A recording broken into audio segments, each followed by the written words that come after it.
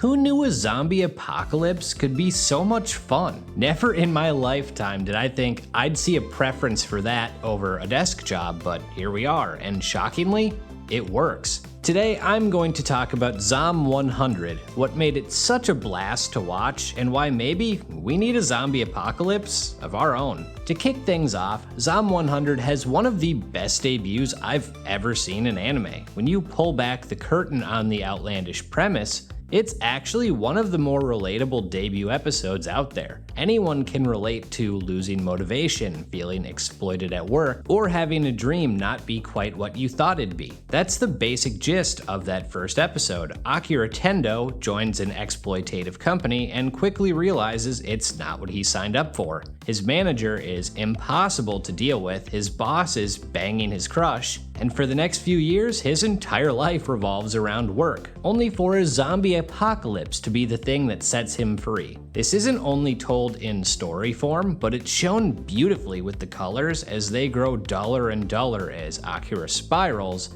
and when he's free, there's this explosion of color that really makes you feel what he's feeling. And for a bit, they portray this zombie invasion as a blessing. And while this show always has a lot of fun with that premise, there is a moment where he dresses like a superhero and battles a zombie shark. I'm really glad we do see moments that show the consequences of poor decisions in that world, which do reset Akira's mindset from time to time. Episode 2 does a phenomenal job of bringing back that perspective. It's great to have it be fun at times, but for it to mean anything, you have to take it seriously. This is illustrated perfectly by Akira going out to grab supplies for a family only to come back and see they've been killed. It refocuses both him, the character, and us, the audience, which contrasts perfectly with episode 1. Then when we see Shizuka at the end and how analytical and careful she is, which she needs to be to survive, the zombie threat once again carries weight. As the season goes, the value of life and the beauty of living is never taken for granted, and I think that's an extremely important message to get across in a series like this, because if you turn everything into a joke, it'd lose meaning. You see this with That Family That Vanished, or The Flight Attendant, which actually ties into another really cool element of the show. It's all about following your dreams.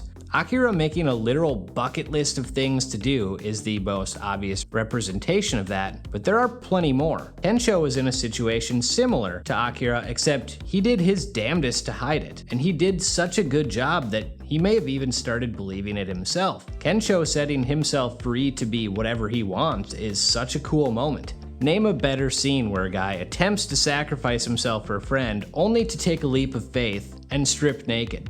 I'll wait. The flight attendant explaining that was her dream before she died is another one. She may have genuinely grown interested in Akira, but her time was tragically cut short, right before his very eyes after revealing she was able to live out her dream. This is the first real personal loss he suffers, and again refocuses us onto how grim the situation really is, despite how much fun Akira, Kensho, and the others tend to be having. Even Beatrix coming to Japan to experience the lifestyle she has grown to adore is another one that's a lot of fun, and at times legitimately moving. Shizuka's entire arc is basically about her trying to follow her own path. Along those same lines, the cast is great. Kensho as the smooth-talking comedian, Beatrix as the wannabe samurai, and Shizuka as the uptight analyst who gets a much-needed injection of camaraderie to mellow her out, all add fun little dynamics to the show and create great moments with each other. Testing Akira's growth by having his old manager return was something I personally enjoyed a lot.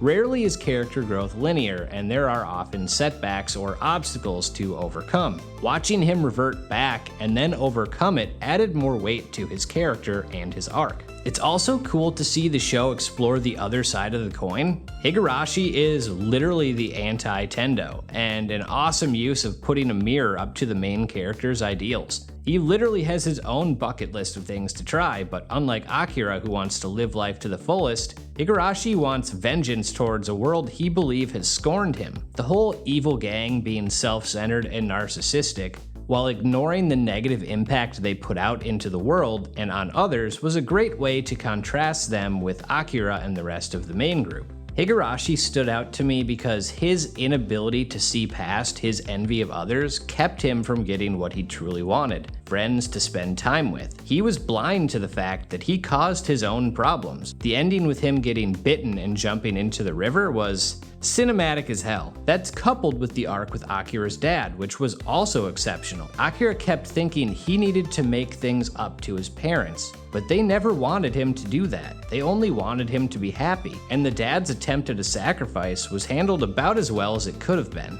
So yeah, if the show is this fun, maybe having one of our own wouldn't be so bad. With that, I'm out.